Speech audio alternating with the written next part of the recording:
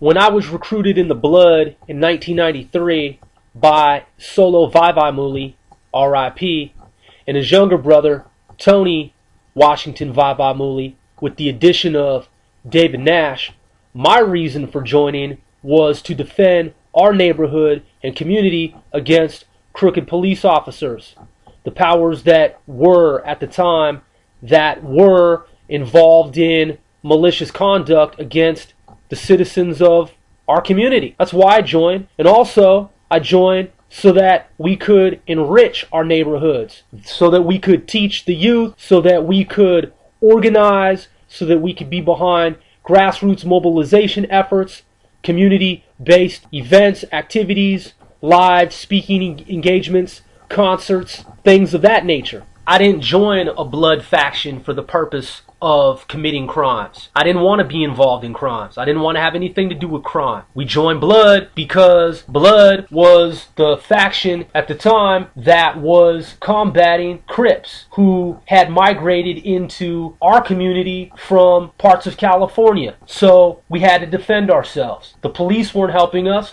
The police were the criminals in our community. And then you had this other gang, the Crips. So that was the rationale behind my reason for joining the Blood set that I joined. Eventually, we entered into a compact, we entered into a coalition, an alliance with hybrid factions of Bloods that were formed.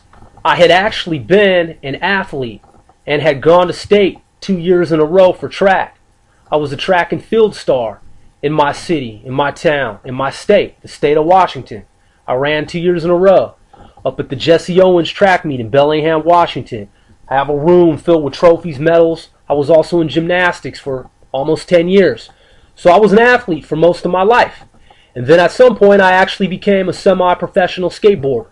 And I was with the crew called Skaters Defacing Public Property, SDPP. And I used to skate with my homeboy Mole and my homeboy Anthony Robinson.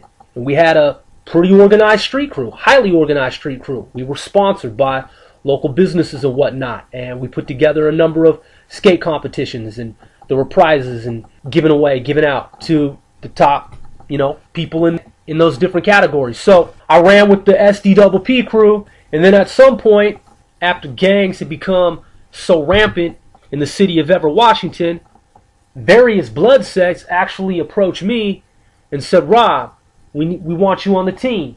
We want to recruit you. We want to bring you home. We want to bring you in. And I'm like, why? What's the deal? And they knew that I had actually been rolling with some cats from out of town who were blue flaggers because some Crip sets had infiltrated or tried to infiltrate the city of Everett. And so our crew, SDPP, was actually more, oriented and aligning itself with the Crips. And they said, Rob, don't do it, man. Don't join up with these cats. You gotta roll with us. You gotta be on the winning team.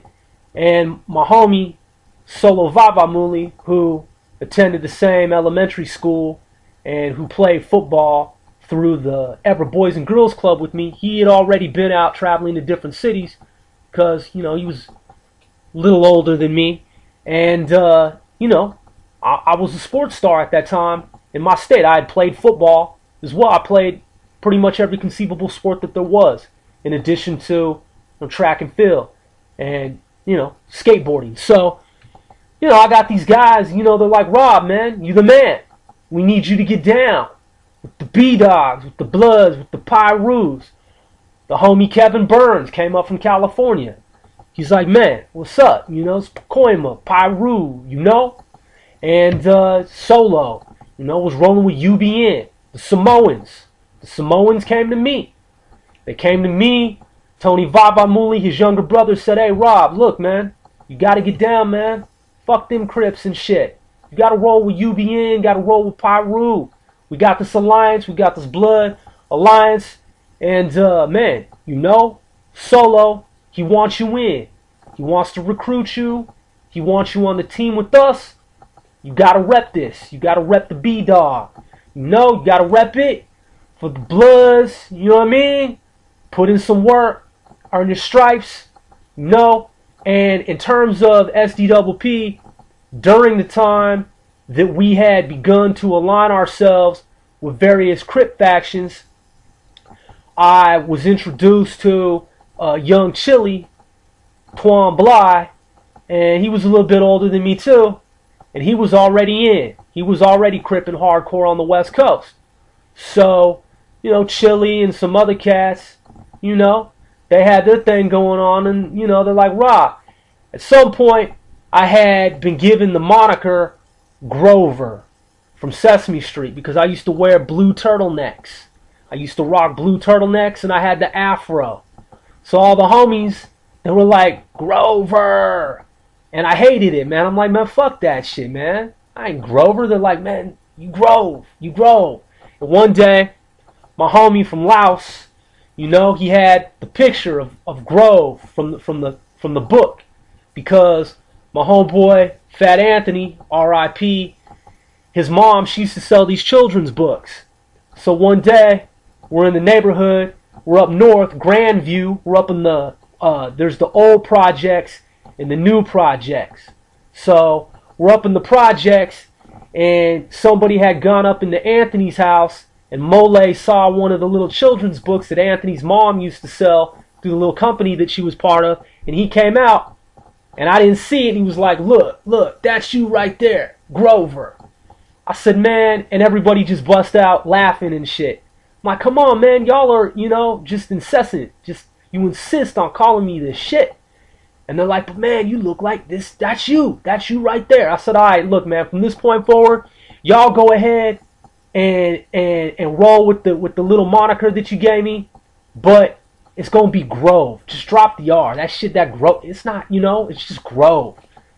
Sir Grove of EVT. And they're like, all right, that's cool. And then that's what it was. One Sir Grove of EV fucking T. And my cousin, he and I formed a fraternity in the basement of his parents' home on the Bayside. And it consisted of 6 original members before it became a larger organization that encompassed women. It was a fraternity and a sorority. At some juncture, it became the largest fraternal sorority organization in the history of Snohomish County, Western Washington, DIE, deep in Everett. Yeah. And then, I got these bloods, and they're like, Rob, you the man. The Samoans want you in. The nigga Kevin Burns wants you in. Piru, UBN.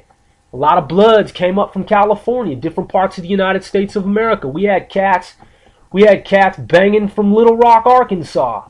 We had Vice Lords, Gangster Disciples come out from Chicago, because at some point in the newspapers throughout the United States of America, the headlines read, "You can sell dope in the city of Everett, Washington in the Pacific Northwest, 26.2 miles north of Seattle, and make more of a profit than anywhere else in the United States of America." It was surreal. It was unfucking believable that they broadcast this shit.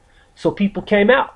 People came out from every state in the union. And plus, Western Washington officials, government, citizens decided that they wanted to bring the most highly advanced Naval Station Everett, to the city of Everett. So you have people in the military and their extended families that moved out to Everett, Washington, north of Seattle, 425 area code, right there on the West Coast. Plus, I lived in California. I lived in Alameda County, California.